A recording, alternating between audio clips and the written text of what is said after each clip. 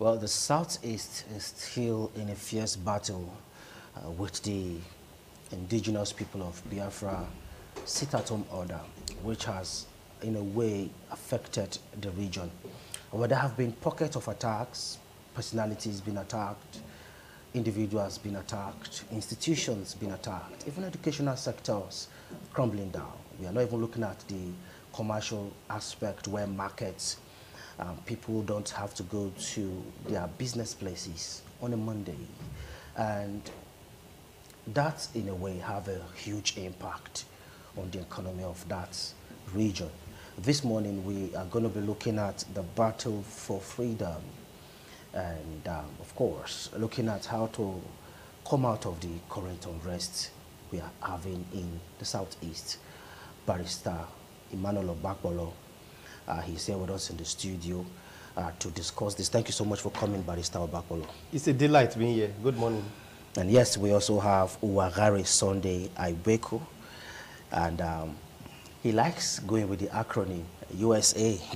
Thank you for coming. All right, thank you so much. It's nice being with you, my brother. All right, thank you for coming. Now, right. Barrister Obagbolo, take us through the whole scenario, the quest for freedom in Southeast and the current unrest. How did you get here?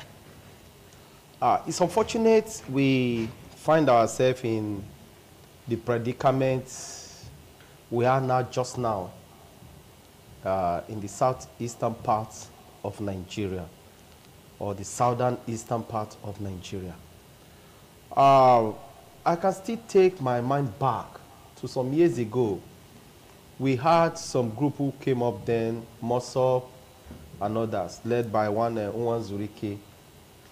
The question I ask is, how did the government at that time manage the situation to the extent that the like of Unwan Zurike gave up the fight? And I think that formula, or formulae as the case may be, can be applied in the extant situation. But come to think of it, I get more worried when I see how things have developed in the Southeast. Now, if you look at the Southeast is blessed with men and women who are gifted in business. And at a point in Nigeria, the GDP or the tax, the revenue being derived in Nigeria, you give it to Southeast. Outside Lagos, you give it to Southeast. But today, is that the same? Then you begin to ask the political office holders, the governors, and their appointees, what are they doing towards this? The federal government, what is the stand of the federal government? Is there any form of bias? Is there any form of segregation? Is there any form of, oh, we can do without these people? Is that the game? Because I think just now, the Southeast is an integral part of Nigeria. And anything that happens in any part of Nigeria should happen to every part of Nigeria. Just like Nasu puts it, injury done to one is injury done to all. I think that should be the situation here. But just now, I have not been able to comprehend how the government, both at the federal level, the states and local governments, are able to handle this matter or manage it to see how they can ameliorate the sufferings of the Southeasterners. Though some may argue that we are not suffering, but I tell you, brother, they are suffering because the economy is down. Like before now, the southeastern part of Nigeria is known with the business of transportation. But just now, other states, other parts of Nigeria have taken over because every Monday that has been declared a sit at home, nobody will travel. Market will not open. So you see it, even health. If somebody is under emergency situation, how will the person be conveyed to the hospital to get medical attention? All of these are questions begging for answers. Yet, the governors of the southeastern part of Nigeria are pretending that nothing is happening. At a point, they will come and tell you, oh, there is nothing like sit at home. But I experienced one last year, February. I had a matter in Owerri, High Court Owerri. I didn't know I was going. I fell into their trap at Onitsha. Wow. It was terrible. Do you know, at a point, they took my bag from me, my case file, my wig and gown were in the bag. So I just kept quiet. I didn't know one of them was sitting somewhere, and he now said they should call me. They called me. I went to him. He said, who are you? I told him my name. He said, where are you going to? And where are you coming from? I said, I'm coming from Benin, and I'm going to Owerri. He said, to Owerri to do what? I said, I'm going to Owerri. I'm a lawyer. I have a matter in High Court in Owerri. It's okay, you are a lawyer.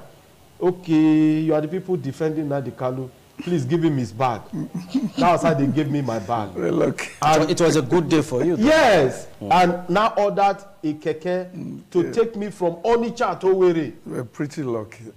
You can imagine that kind of situation. So I think the governors need to do more. Right. And the president, the commander-in-chief, need to see how, apply the same formula that was applied then to see how the situation could be. Okay, quickly take us through USA. Could you, are we not saying that the political class in the Southeast, they are really aware of the matter, but they are shying away from it? Well, viewers, listen. There is one thing Nigerians are missing. In life, if you want people to be fair to you, you must be fair to them. In law, I'm happy my brother is here. In equity, you don't come to equity with dirty hands. While we are busy blaming these guys, nobody has taken pay to really look at the origin of this social crisis. There was a time we never had a thing like this. Remember, 53 years on, the government of this nation said then that we have forgiven those who ignited the Biafran war. But from the conduct of our leaders, it is very obvious. Some persons have not forgiven that region of the country. This is the origin of what we're seeing today. Yes. You think so? Yeah, I believe strongly. Because if you now look at what is really going on, what are these guys agitating for? Here is a country that is not moving forward. Let us go. We say no. Okay. Treat us fairly the way you are treating other ethnic groups. You say no. Then what do you expect? You cannot beat a child and expect the child not to cry. It's a popular saying amongst the Benins. Okay. Now we are pretending as if we cannot handle this issue. Let me tell you, my dear. Civilized leaders anywhere in the world, whether in Europe or America, they don't take the risk of allowing things to degenerate. And at the end of the day, the country suffers. This is what we're saying today. The leadership should have known before now that the most civilized thing for them to have done, as at the beginning of this crisis, was to have called these guys. Come on, what is the issue? Yes, we are in a country where we are not given a sense of belonging. And here, we have a world in which you can live here, go and stay in America. Provided you operate within the law of that country, you are allowed to live life to its fullest and become great. If you doubt me, look at the story of Obama's father and what become of Obama. Then how come in my own country, I am not given the liberty to do things the way I want? Have you not noticed? In our country, a particular ethnic group was in power. He empowered his brother to the extent that the guy has brought the economic heart of a nation. You are telling me nothing's wrong.